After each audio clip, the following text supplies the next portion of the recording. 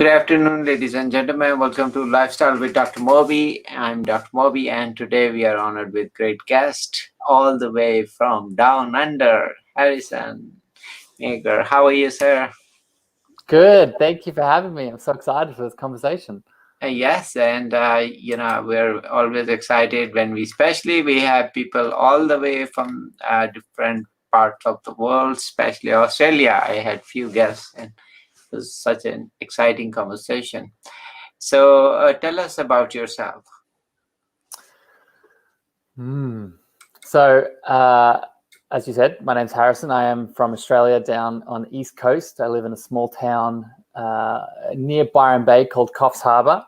I am a holistic health coach. I'm trained under the CHEK system of health coaching from the US under the CHEK Institute. My main mission and what I do in life is I help clients and people with their mindset, their movement, nutrition, sleep recovery, and stress management. I have an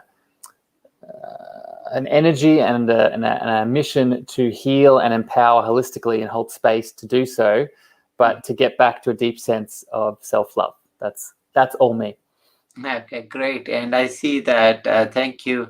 You are basically in this field because you said that after hitting a wall, after some traumatic experience. So would you like to share that with us? Yeah. So it's a long story, but I'll try and I'll summarize it. I'm 28 now, 29 next month. And I spent a good chunk of my teenage years and early 20s traveling the world and seeing different cultures and countries. But I am very grateful for that time. But I took it to a bit of an extreme, and I got lost in it. I got lost in the partying lifestyle of it, the drinking, the drugs, the women, all the things that are a good part of it. But I took it to another level, and I hit a wall with it. My health started to decline, and I was detained in the US and went through an experience there of being locked up and questioned, and a lot of things happened, and it caused me to. I ended up being deported back to Australia, and all of this lifestyle that I'd been used to was now suddenly taken away from me, and I had nowhere else to go, and I was a bit physically sort of drained, but more sort of emotionally, mentally, and spiritually deflated. So I hit that wall, and the only way I could go was inwards. So I went inside myself and started looking into my food, my movement practices, my spiritual practices. And long story short, it led me to where I am now. Yeah, okay. So now, okay. Well, they said life gives you lemon and you make lemonade. So I think that's well said for you. That even with difficulties you faced and you hit the wall, you found actually the great thing that you are now helping so many people to promote health and wellness. So tell me about your experience with holistic. Good question. So I connected to that story. I started to realize that we aren't isolated beings. We are more a system of interconnected systems, meaning that my emotions impact my physical body, and my physical body impacts my mental thoughts and feelings, and my spiritual practices impact how I show up for my gut health and my movements that I functionally do and sort of can have the strength and power to decide on. So because I started seeing all those links, I got really passionate about how do I put all those together? How do I link those things together? Because I'm sure in your experience, you know that if we treat just one thing, it might fix the symptom, but it's not going to fix the root cause of the problem itself. So in my experience with both the CHEK Institute, and I've also been a personal trainer for a long time, but in this coaching world, my experience has really come out from looking at a person, listening to them, holding space for their things to come up, and then saying, okay, these are the tools that we need today. We need to approach your nutrition, but now we're going to approach, okay, the emotions that are coming up that are connected to those choices. Now we're going to approach, now we need to start moving, connecting to the earth, connecting to the sun and the nature, and see how that balances out this holistic paradigm. Okay. Yeah, and that is a great topic. And like you said, we have a place in this universe, as a human and as energy. And so, but like everything in this universe has, it takes energy, gives energy. So we have to communicate same way. Is being part of the universe, is we seek the positive energy and also spread, which you're doing already. So is spreading the good word. So that's I see always our part of in nature, in this universe. And that's why I think I'm a strong believer that kind of unlocks our rhythm. Best way for us to help anyone, or help, if us, is help ourselves, right? Help ourselves. So help our body to align properly with nutrition, sleep, and exercise. If we are not in good shape, how can we help others, right? Right. And and it also highlights what you're saying, is that it's so hard to make someone do something, right? It's so hard to, if my mum comes to me, or my dad, or my friends, and they're saying, like they're a bit lost, but then I force myself on them. Right? I say, you need to do this, you need to do that. And that can work sometimes. But the best way we can support others is by being the loving light that we are, right? By making our light shine bright, by making our inner love, like whatever your name is for a God, universe, consciousness, for me, it's love, by making our inner love as bright and as expansive as possible. So then the people that we interact with, they get encompassed by that, and they feel energized to do that for themselves. And that is true. And the hardest thing, I think you're absolutely right, is to change human behavior. So I don't know, for some reason, for some odd reason, we are attracted to wrong path all the time. So people tend to kind of attracted to fast food, attracted to maybe they advertise better than us. We are not as good with marketing. So they all of a sudden people will say, oh, I love McDonald's, I love this fast food, I love that one, that's so yummy, blah blah blah. Right. So but if I tell them to eat this or healthier, they say, that's not. So you have that. Well, yeah, and it's an unfortunate side effect of the era that we live in, right? We live in an era of not only excess, but external validation, right? So it is so much easier for me, if I'm feeling emotionally unwell right now, it is so easier for me to, instead of addressing that emotional unwellness with giving my space, going into meditation, reflecting on it, talking to someone, etc., rather than doing that, it's so easier for me to go onto my phone and start watching Netflix. It's so easy for me to go across the road to the McDonald's and order some food that's going to give me a quick hit of pleasure to make sure that emotion I'm not feeling it, right? So we live in an era where not only is there excess, but there's so many ways that we can get lost in and not look inwards. And I'm not blaming anyone that does that, because that was me for many years. But I think it's just a side effect of the era that we live in, and now we just have to add a bit more self-awareness to combat it.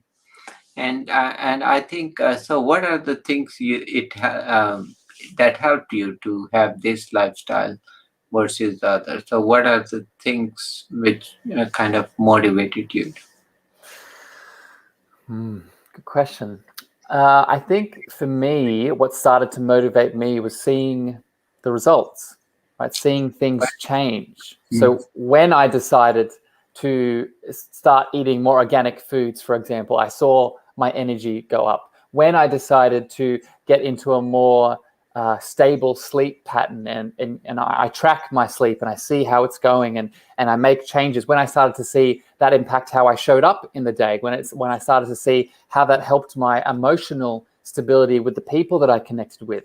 So I think for me, and it's to your question, what really helped me start going further was seeing the results and celebrating myself when the results happened, right? So if I changed my diet and then I started feeling really good, or I started seeing pimples go away, or I started losing weight and gaining muscle, it was recognizing that, but also celebrating myself, right? And that connects back to the self-love piece, because I think all of this stems down to a big piece of self-love, and it's the appreciation and the sort of acknowledgement of that cements the habits to go further.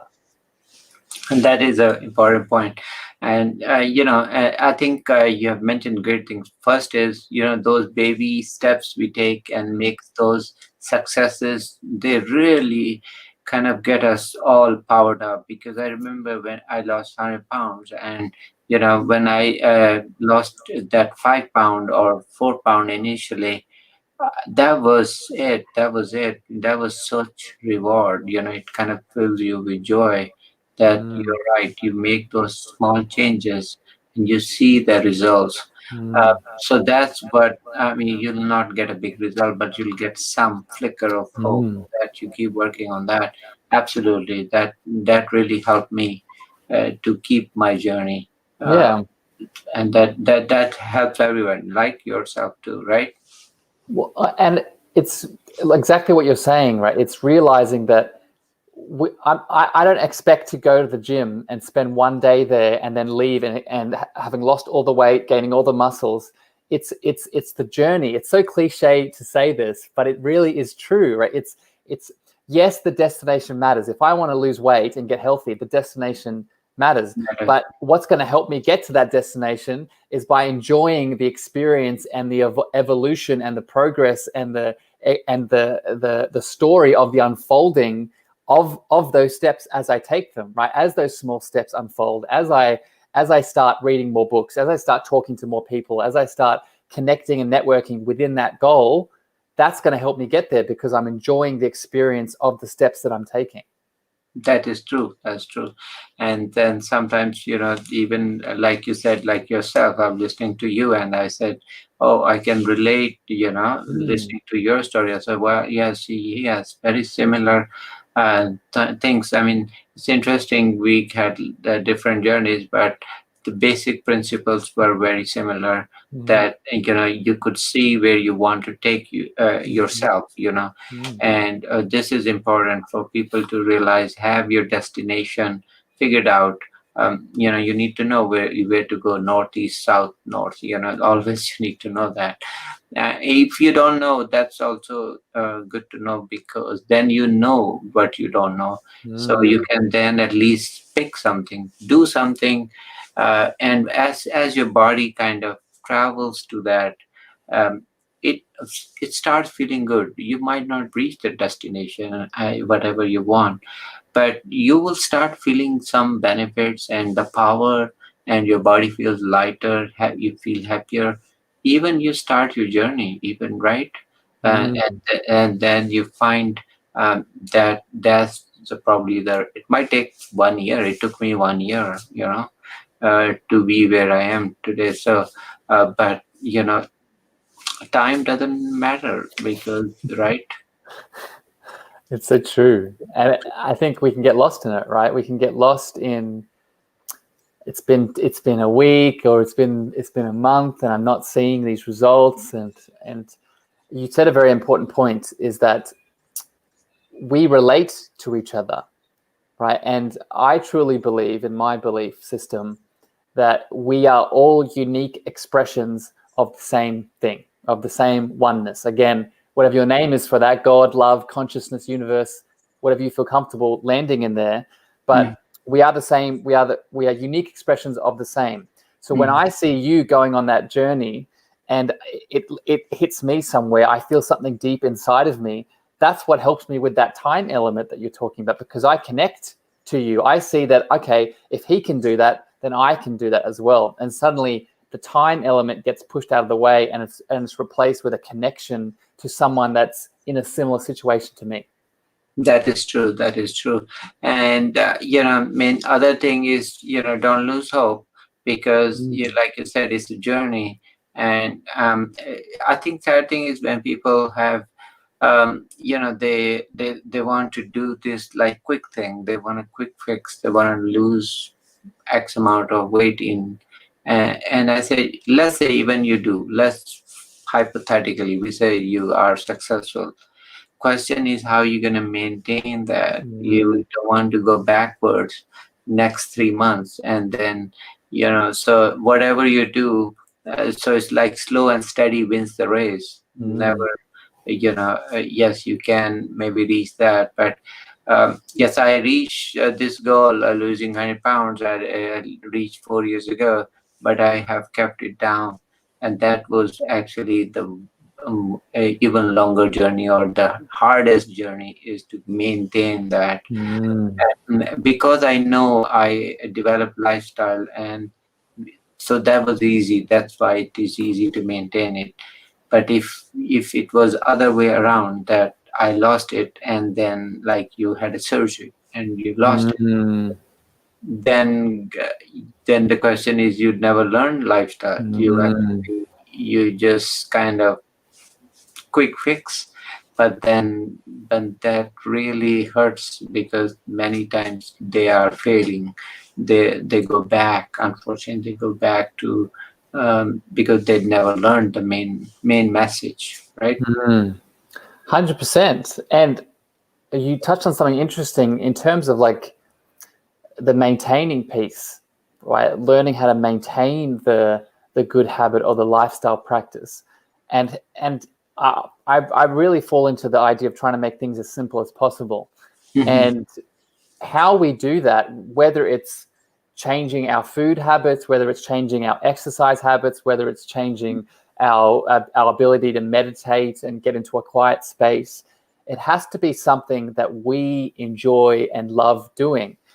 I don't go to the gym because it's what my friend told me, or it's what that Instagram model on my phone told me to do, or it's not what that course told me to do.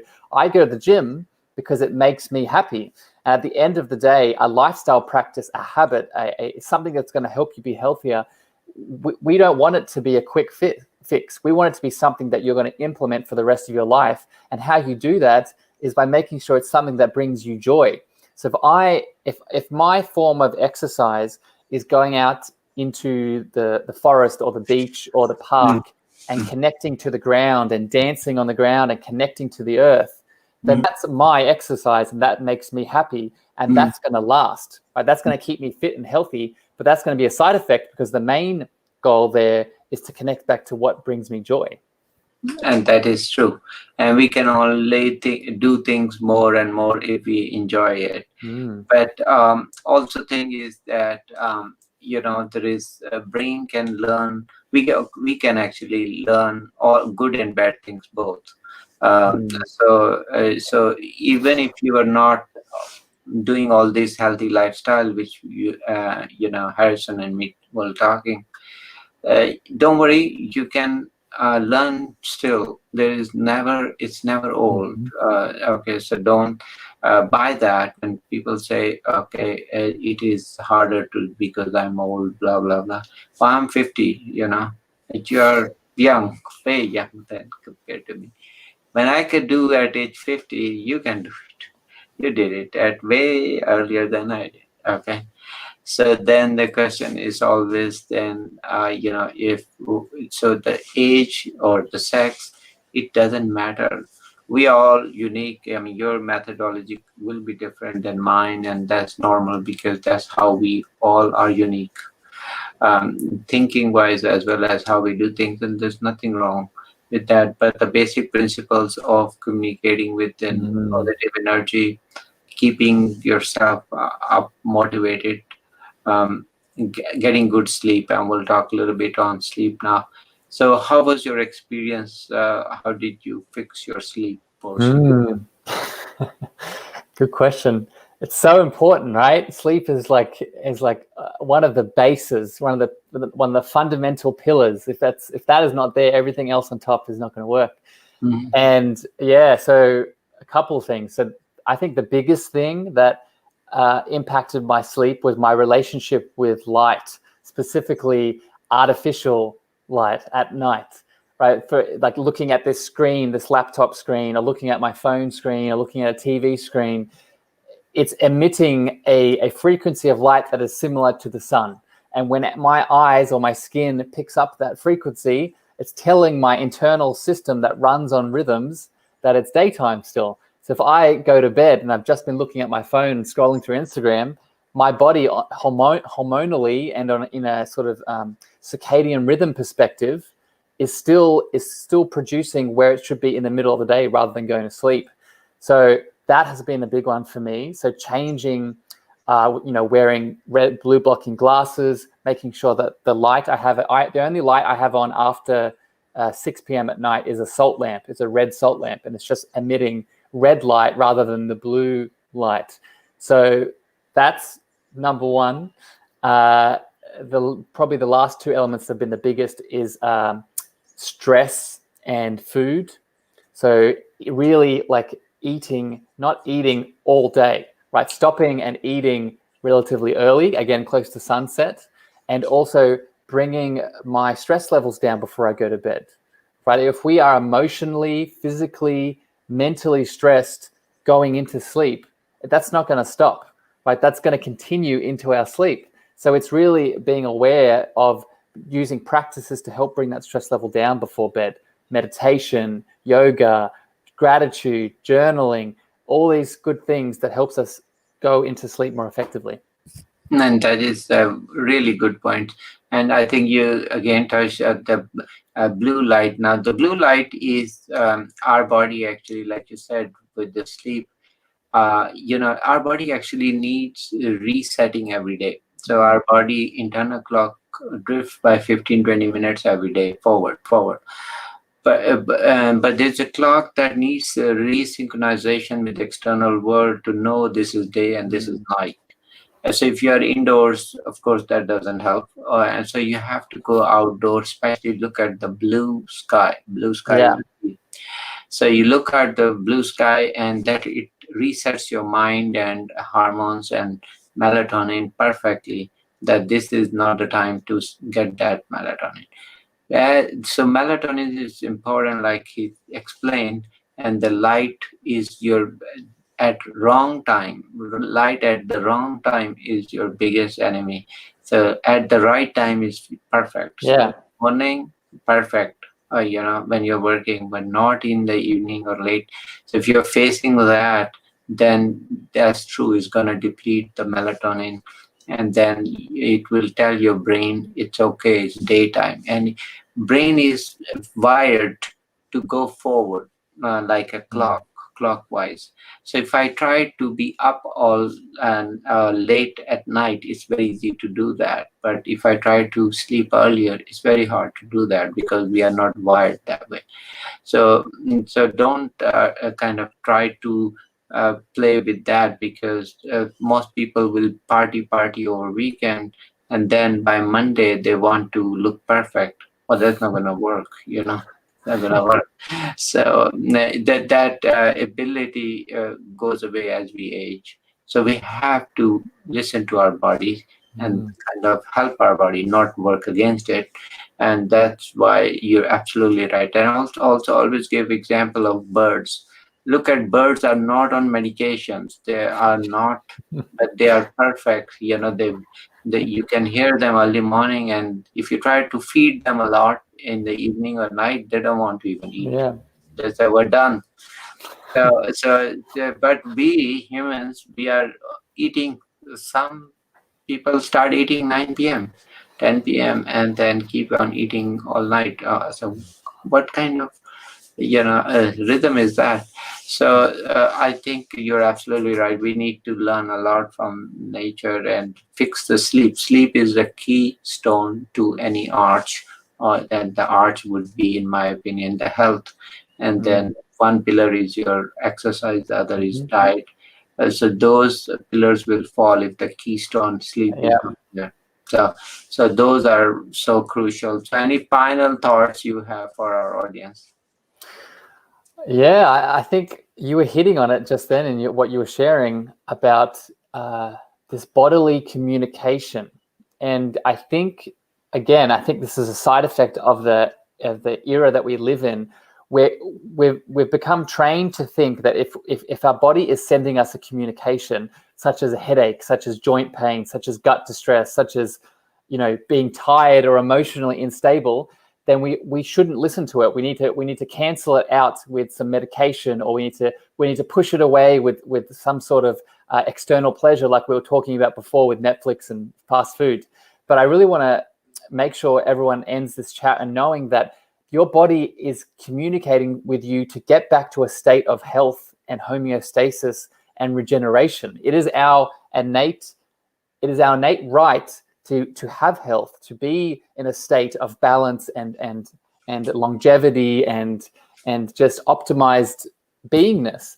And part of that is listening to the communications of our body, right? Our body is giving us these symptoms to help us realign. And I think it's a willingness to accept that and then learn what that communication is, that we can take that next step forward. And that is basic thing for our body we can do is help our body first. If we don't help ourselves first, there's no way we can help anyone else. So first lesson always starts with us. We 100%. want to be example like yourself, myself. We want to be example what we preach. That's what we practice ourselves too. Well, thank you for coming to our show, and it was pleasure. It was fun, and I really enjoyed talking to you. Take care. Dr. Moby, thank you for having me.